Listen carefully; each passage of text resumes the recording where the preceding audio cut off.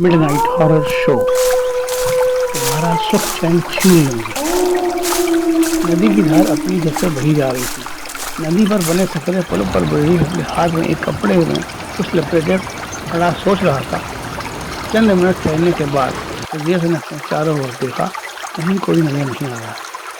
ब्रिजेश ने अपने हाथ की पोटली को पुल से नदी में फेंक दिया और बड़ी तेजी से चलता हुआ पुल के बाईं ओर की सड़क पर आ गया। वहाँ खड़े रिक्शे से घर आ गया। रात का समय था। ब्रजेश अपने कमरे के पलंग पर लेटा था। उसे नींद नहीं आ रही थी। उसकी पत्नी रमा और तीनों बेटियां दूसरे कमरे में सोई पड़ी थी। रात आधी से ज्यादा गुजर चुकी थी। ब्रजेश को अभी भी नींद नहीं आई थी। वह बार बार करवटें बदल रहा था। उसका दिल बार बार उसे कचोट रहा था कि आज उसने जो किया अच्छा नहीं किया। ब्रजेश आंखें बंद किए अपने बिस्तर पर पड़ा था। तभी उसे ऐसा लगा जैसे कमरे के दरवाजे पर कोई है। ब्रजेश उठा और कमरे का दरवाजा, जो कि बाहर की ओर खुलता था, उसे खोला। ब्रजेश का शक सही निकला। दरवाजे पर नीली आंखों वाली यही कोई 4-5 साल की गुड़िया खड़ी हंस रही थी। ब्रजेश को देखते ही वह बोली, लो मैं आ गई, अब नहीं जाऊंगी। ब्रजेश ने उसे देखते हुए पूछा, मैं आ गई? कौन हो तुम? अरे मुझे नहीं पहचाना? मैं वही हूँ जिसे तुम दोपहर नदी में फेंक आए थे। गुड़िया की बात सुनते ही ब्रजेश ऊपर से नीचे तक पसीने से नहा गया। क्या तुम? ब्रजेश ने दरवाजा बंद करना चाहा, लेकिन उस गुड़िया ने दरवाजे पर अपना हाथ लगाकर उसे बंद होने से रोक दिया और वह कमरे के भीतर आकर ब्रजेश के बिस्तर पर बैठ गई। ब्रजेश ने उसे अपने बिस्तर से उठने के लिए बोला, लेकिन वह वहां से नहीं हटी। वह बोली, पहले ये बता, मुझे नदी में क्यों फेंका? ब्रजेश ने खराटी आवाज में बोला, मैं नहीं पाल सकता। नहीं पाल सकते थे तो किसी को दे देते। ये तो तुमने पाप किया ना। अब क्या होगा तुम्हारा?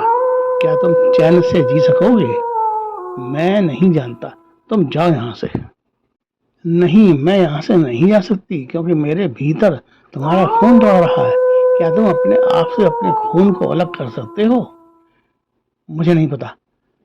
नहीं पता तो ध्यान से सुनो। अब अगर तुमने मुझे घर से निकलने के लिए कहा तो मैं तुम्हारा सुख चैन सब छीन लूंगी। मेरा शरीर नष्ट करके तुमने अच्छा नहीं किया। तुम हत्यारे हो। तुमने एक निरपराध की हत्या की है।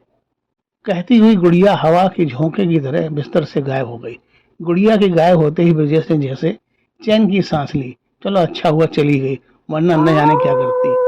ब्रजेश ने अपने दरवाजे को अंदर से बंद किया और अपने बिस्तर पर आकर लेट गया। ब्रजेश के अंदर डर अभी भी समाया हुआ था।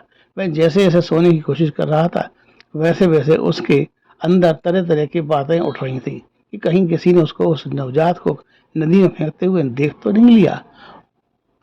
ब्रजेश का दिल अंदर ही अंदर उसे कचोट रहा था। उसका दिल कह रहा था, हाँ मैंने हत्या की, एक निरपराध की हत्या की। क्या दोष था उस बेचारी का? मुझे किसी की जान लेने का कोई हक नहीं। मैंने पाप किया है, पाप। ब्रजेश की अंतरात्मा की आवाज उसे झकझोर रही थी। तभी गुड़िया फिर से उसके सामने आ खड़ी हुई और पहले की तरह जोर जोर से हंसने लगी। गुड़िया ब्रजेश के चारों ओर हंसते हुए चक्कर काट रही थी।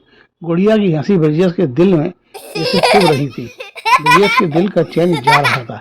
नदी के पुल वाला सीन ब्रजेश की आंखों में तैर रहा था। हंसते हंसते गुड़िया फिर से गायब हो गई। गुड़िया के गायब होते ही ब्रजेश को फिर से थोड़ी सी राहत महसूस हुई और वह फिर से अपने बिस्तर पर लेट गया। जैसे ही उसे नींद ने घेरा, वैसे ही गुड़िया फिर से उसके सामने आकर हंसने लगी।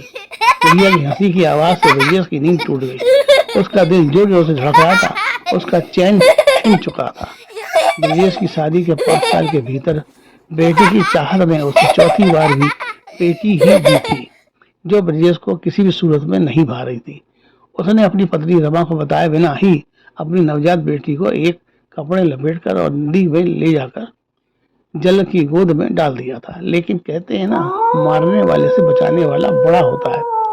ब्रजेश ने तो नवजात को नदी की भेंट कर दिया, लेकिन बेटी ने ब्रजेश का पीछा न छोड़ा। उसकी आत्मा ने ब्रजेश का चैन छीन लिया। वह गुड़िया बनकर ब्रजेश को पल पल परेशान करने लगी। ब्रजेश को समझ नहीं आ रहा था कि वह बेटी की आत्मा, जो कि एक भूतयोनि में जा चुकी थी, उससे कैसे छुटकारा पाए। अपनी पत्नी रमा को तो उसने समझा दिया था कि बच्चा मरा हुआ पैदा हुआ है, जिससे रमा को थोड़ा सुकून अवश्य था। लेकिन क्या ब्रजेश को गुड़िया सुकून से रहने देगी? ब्रजेश अपने अपराध का प्रायश्चित कैसे करेगा? क्या वह किसी ओझा या मौलवी से कोई उपाय करवाएगा? अपने विचार कमेंट बॉक्स में जरूर दें।